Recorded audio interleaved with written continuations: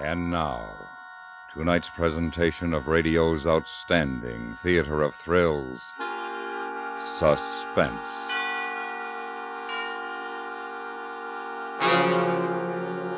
Tonight, we bring you a terrifying study of a pyromaniac. We call it The Flame.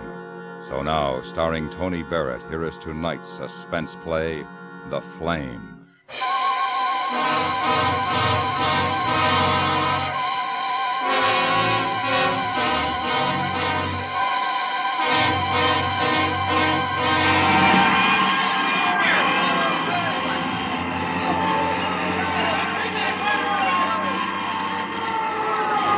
That's a big one. Boy, what a monster. Still a lot of people left in the building. Started on the ground floor, I guess so. I don't know. I just got here. Hey, you know, mister? The first floor. What a mess. I wonder how it got started. Some joker in bed with a lit cigarette probably fell asleep. No, that wasn't the way it started. Wasn't, huh? You mean that... It'd take more than a little cigarette to start a fire like that. The whole apartment building's just about gone. Well, maybe the guy who owns the building started it. You know, for the insurance and all. No, he didn't have anything to do with it. Hey, look at it burn, will you?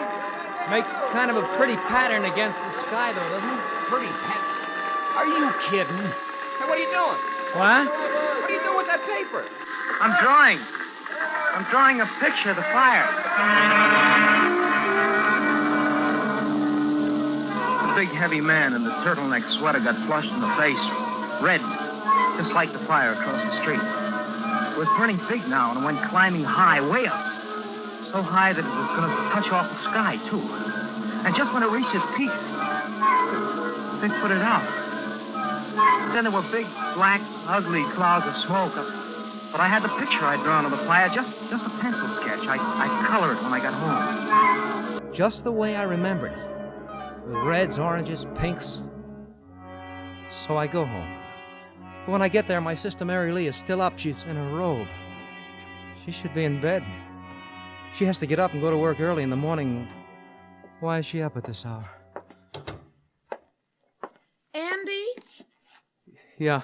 Where have you been all night? I had supper ready. You promised me you'd be home. What happened? Andy, don't just stand there. I asked you what happened.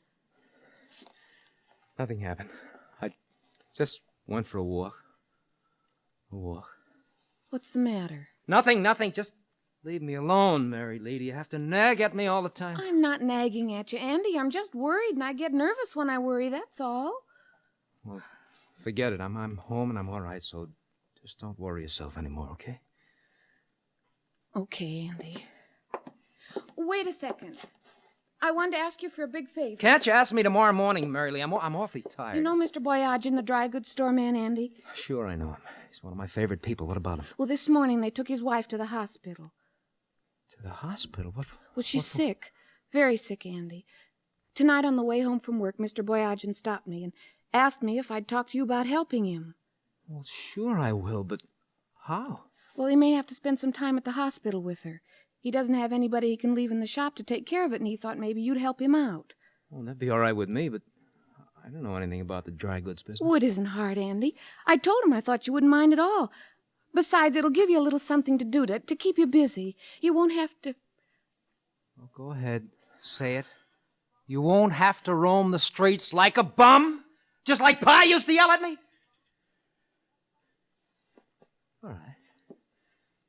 All right, I like Mr. Boyage and Mary Lee. I'll watch your store for him.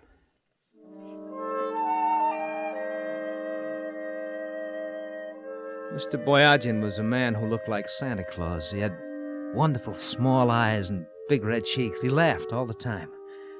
And when he laughed, his small eyes got big and they twinkled just like stars. Or like the flash of flame when you strike a match and it suddenly flares up with colors and warmth. And you get a funny sensation in your stomach. Yes, that was Mr. Boyagin, the man who owned the dry goods store on Union Street. Following morning, Mr. Boyagin wasn't laughing. There was no twinkle in his eyes. He looked sad sitting behind the counter.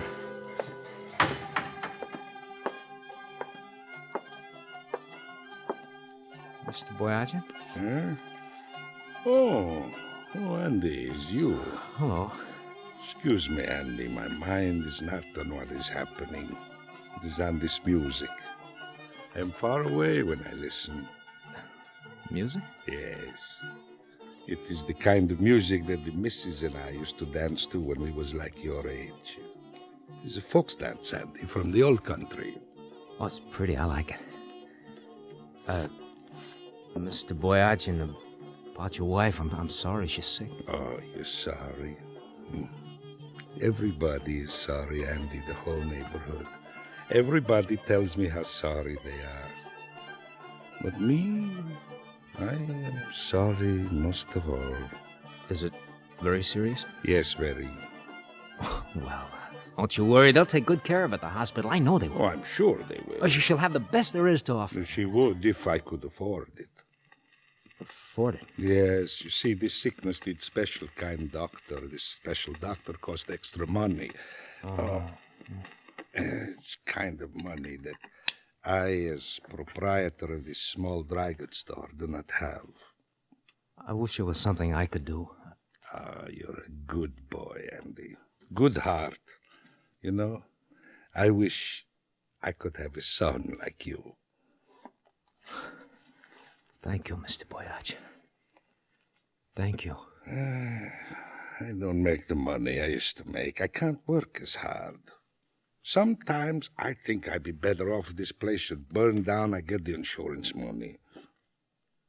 Insurance money? Yeah, from fire insurance company. I never thought of that.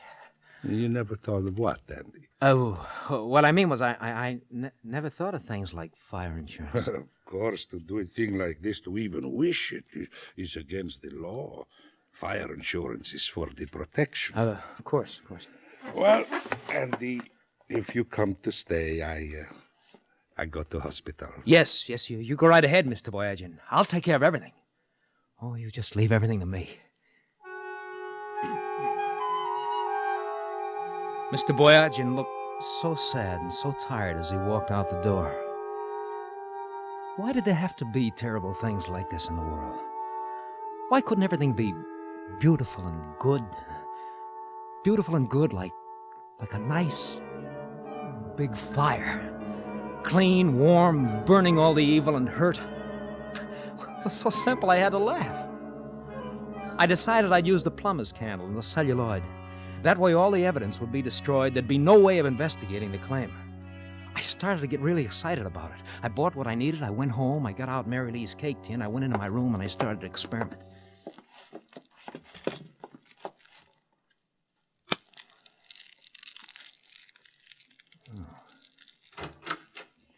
Andy, I wondered if you'd go down to... What are you doing? What? What are you doing? Trying to start a fire?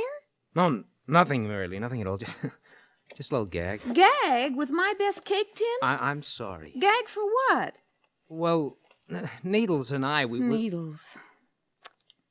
Andy, you've been down to that pool room again, haven't you? So? Oh, Andy, what's the matter with you? What do you mean? I mean, other fellas your age, they're out getting jobs, doing things, but you, all you do is hang around that pool room down by the sound and take walks at night, draw pictures. What's wrong with my drawing pictures? Does it offend you? I don't know. I'm so disgusted I don't know anything. You're so right. You don't know anything. You're just like Pa. You look like him. You act like him. You don't know anything, just like Pa! Shut up! Get out of my room. Get out before I kill you.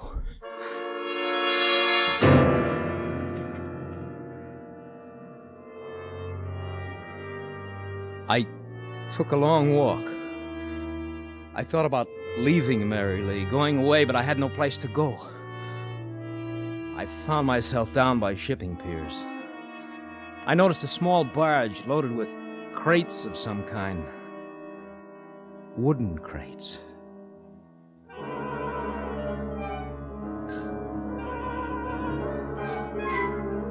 Oh, it looked so beautiful. The red flames licking against blue sky and blue waters. I felt better now. I started for home. I began to make plans for Mr. Boyachin's store. I had the equipment, but I needed his key. I had to get his key without him suspecting anything. It wouldn't be good for Mr. Boyachin to know what I was going to do. He might try to stop me. I was sure he didn't like fires as much as I did. The next afternoon in the store, just before I was ready to leave, I asked him about the key. Key, Andy? Yes, Mr. Boyachin. But the key, what for, Andy? Well, I just thought that maybe tomorrow morning you'd like to get over to the hospital earlier. I could open up the store for you. Oh, Andy, already you've done so much for me. It's nice, but No trouble. Believe me, Mr. Boyachin, no trouble at all. I'd be happy to do it. You know, to tell the truth, I would like to get over a little earlier. Oh, sure you will. Andy, like I said before, such a good boy there never was. A good boy with a big heart. You're the only person who ever said that to me, Mr. Boyachin. Oh, this I know is a joke you tell on me. Here, I give you Mrs. Boyachin's key. How's that? That's fine. Fine, and don't you worry about a thing. I'll sell out tomorrow. I'll make you lots of money.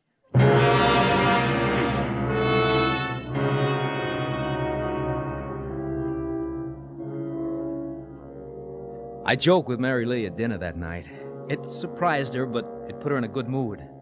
The nicest part about the plumber's candle was that I could measure it to burn to any time. An hour would be plenty of time.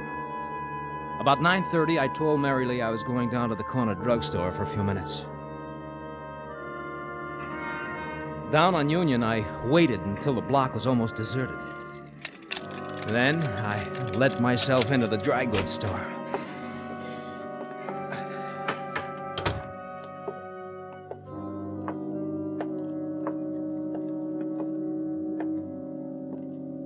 Mr. Boyachin had a crate of little girls' dresses he just received. Would be perfect tinder.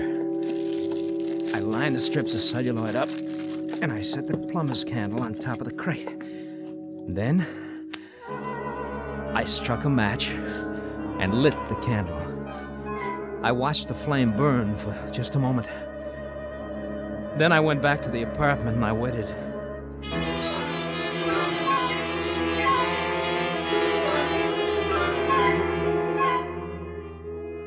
Mary Lee was darning some socks. I sat for almost an hour, coloring my pictures, getting nervous. And when it was time, I asked her to go get some ice cream with me. When we got down to the street... Mary Lee, look, it's a fire. What? Come on. Oh, Andy, I hate fires. I hope it's a false alarm. No, it's not false. Look, there's smoke, plenty of smoke, look. Hey, there it is, Mary Lee. There it is, right over there. Oh, Andy, it's Mr. Boyachin's dry goods store. Well, for heaven's sake, what do you know? Mr. Boyachin's dry goods store. Oh, isn't it terrible? He hasn't got enough trouble as it is. Oh, don't you feel sorry for him, Mary Lee? He's got insurance. Oh, I know, but how do you know? Huh? We got to talking the other day. He told me about it. Hey, Andy, what do you say, huh? Hot one, huh? Oh, hello, Needles. Yeah, real hot, huh? Andy, who's that they're carrying out? Oh, the old man. Mr. Boyachin. Yeah, somebody said he was passing by on his way home. He saw the fire, rushed inside trying to put it out. Oh, that was a crazy thing to do. Is he? Yeah. No. Look at those flames lick up at the sky, Richard. Just like a torch. A lovely, lovely torch. Oh, it's beautiful.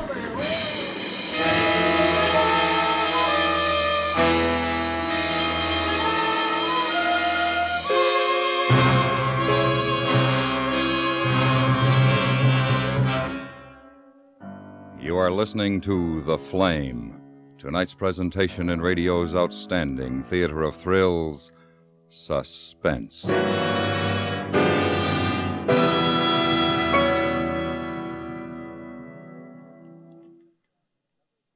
A card shark discovers he isn't as sharp as he thinks when the FBI and Peace and War follow his trail tomorrow night.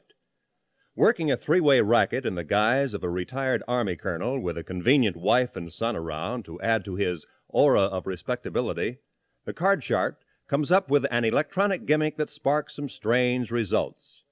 For a highly dramatic demonstration of why crime doesn't pay, don't miss this next exciting adventure of the FBI in Peace and War.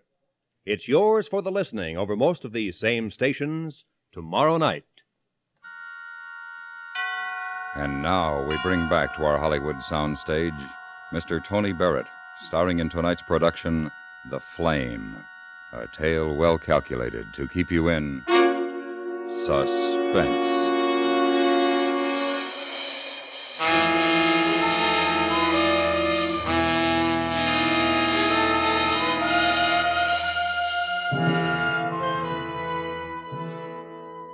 Most everybody in our neighborhood felt sorry about poor Mr. Boyagin. I wish he hadn't tried to put out the fire. I didn't go to the hospital with Mary Lee to see his wife, but I did go to Mr. Boyagin's funeral a couple of days later. He didn't look worried anymore. Instead, he looked very peaceful lying in his casket. I must admit that I did feel some remorse, but the thing that bothered me the most of all was the fact that I hadn't been able to draw a picture of the fire. It was the following Friday night that I dropped into the pool room down near the Sound. Needles was all alone. Hiya, Hotshot. Hi, Needles. I'll play some pool. Okay.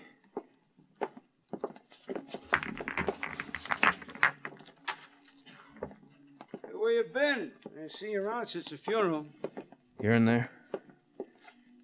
Go ahead, Andy. You shoot first.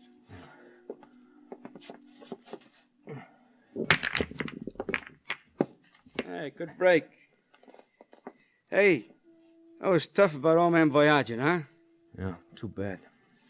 You shouldn't have tried to put it out. Yeah.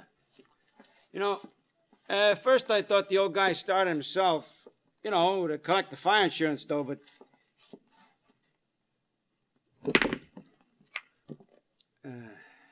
I guess he didn't.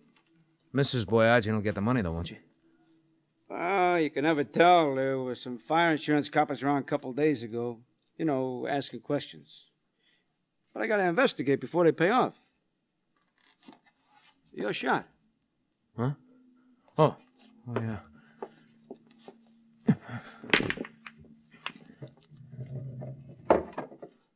Nice. Hey, talked to a lot of people in the neighborhood. Hey, talked to you, Andy? Hey, you were working for him, weren't you? Helping him out, so I could go to the hospital. They'll probably find out if it was a cooked-up thing or not. What do you mean, cooked-up thing? Well, you still can't toss out the idea maybe Boyagin himself started the fire. He didn't. How do you know? He got burned, didn't he? Hey, maybe he got caught or trapped, couldn't get out.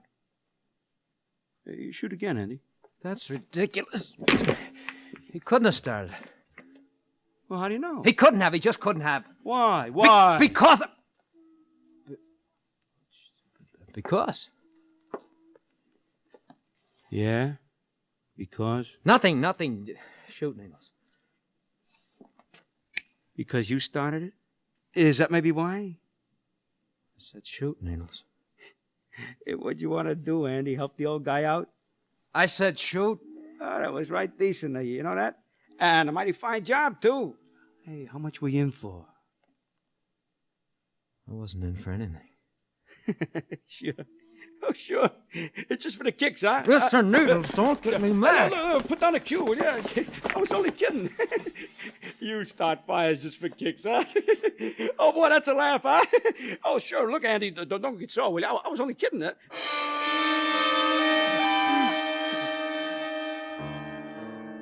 Needles was the type of guy that got into all kinds of trouble. I wish he didn't get on my nerves so much. Later, I got home, opened the door of the apartment, and I suddenly got a funny feeling. I don't know what it was, but I was sure it had something to do with the man who was sitting in the living room with my sister. And when she introduced him as Inspector Shapiro of the fire insurance company, I knew why I had this strange feeling in my stomach. He's investigating about the fire in Mr. Boyagin's store, Andy. Oh. Well, Mr. Boyagin was one of my very best friends. I was very sorry. I understand. I went to the funeral. Well, before we can pay Mrs. Boyagin the money she has coming, I have to make sure the fire wasn't started purposely. Purposely? He means somebody did it just to collect the money. Oh. That's right. So far, we haven't been able to learn how it was started. I see. Andy, the night of the fire, where were you? Oh, I can answer that, Inspector. He was right here in this room with me. I see. I remember I was darning some socks and Andy was drawing. Oh, Mary Lee, he doesn't want to hear about that. He loves to draw. Oh? You want to be an artist? No. No, I just like to draw. I see. You worked for Mr. Boyajian while his wife was in the hospital. At least, that's what your sister here told me. I did it to help him out. I didn't do it for the money.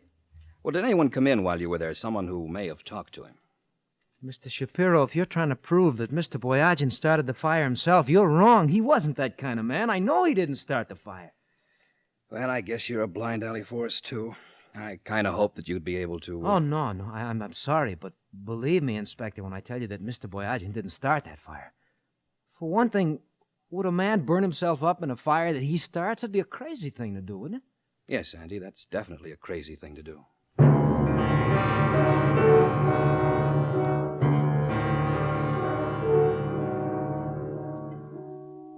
Inspector Shapiro was not a stupid man. I could see that. I was going to have to be a little more careful, for a little while anyway, until the investigation was over. I hoped that nothing would go wrong, that Mrs. Boyajian would get the money.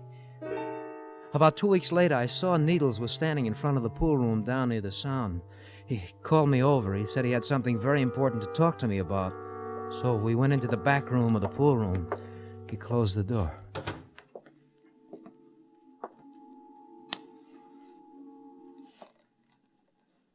Cigarette, Andy? You know I don't smoke, Needles. Oh, sure. Of course not, pal. Of course not.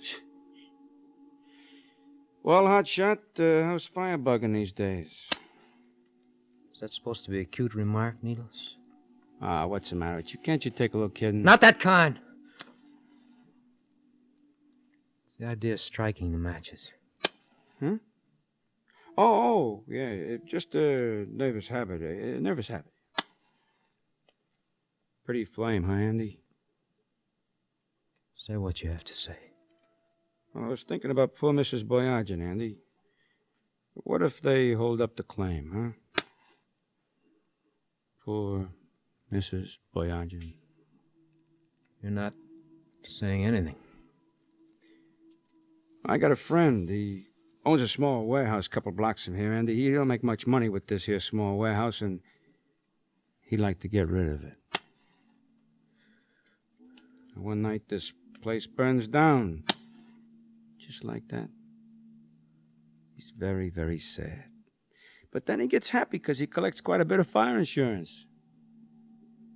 Fire insurance? Yeah. Fire. Insurance. Now, my friend would pay good money if his warehouse burned down. Good money. You would? You could help out poor Mrs. Boyajian, Andy. I don't know. I just think of the fun you'll have. A flame. And you'll make it. I'll make it. That's right, Andy. Next Friday night, you'll make it.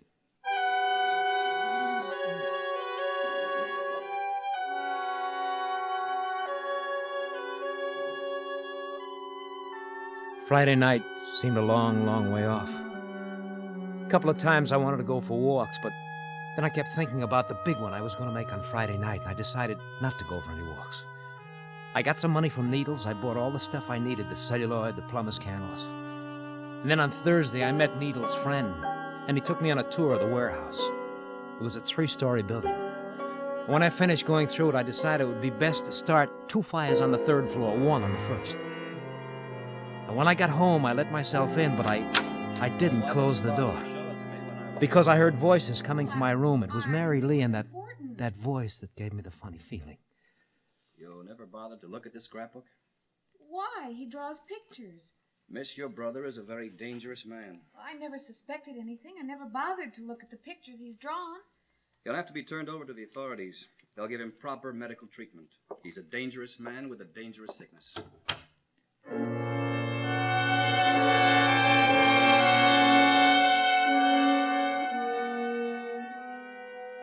I had to act now and act fast.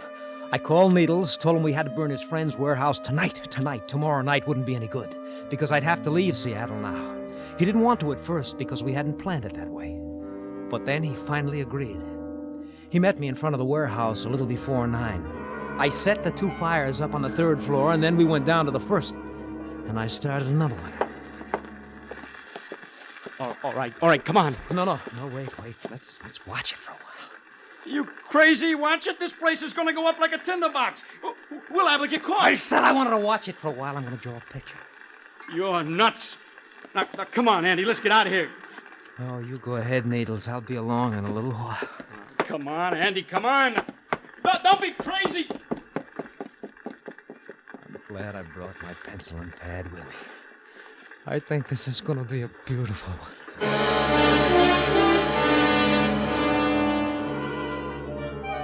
And it was. It had wonderful colors, the flames. They were all around me now. Not an awful lot of smoke here inside the building, just flames. Beautiful colors, just beautiful. Reds, deep reds, and blues, and greens, and yellows. I had a feeling this was going to be my best picture, my very best. The most beautiful flames I'd ever seen. Thrilling. And the picture now, just one big flame. Flame!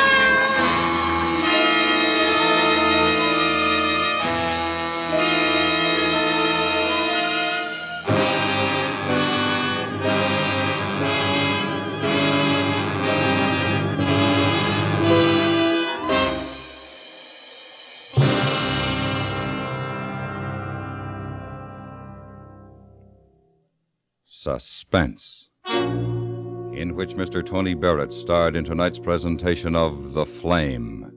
Next week, we bring you a story of death and 11 roses. We call it The 12th Rose. That's next week on Suspense.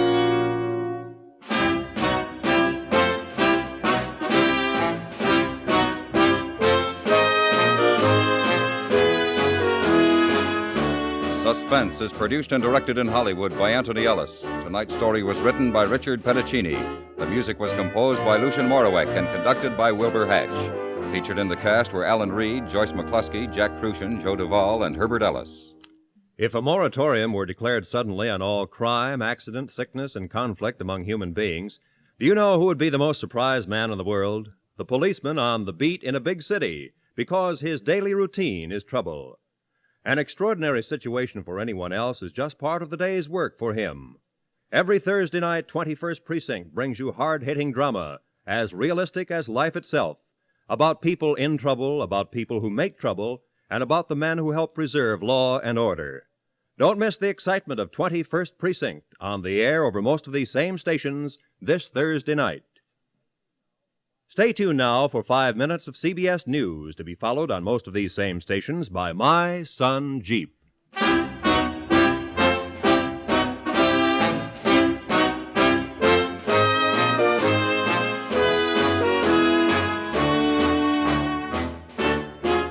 America listens most to the CBS Radio Network.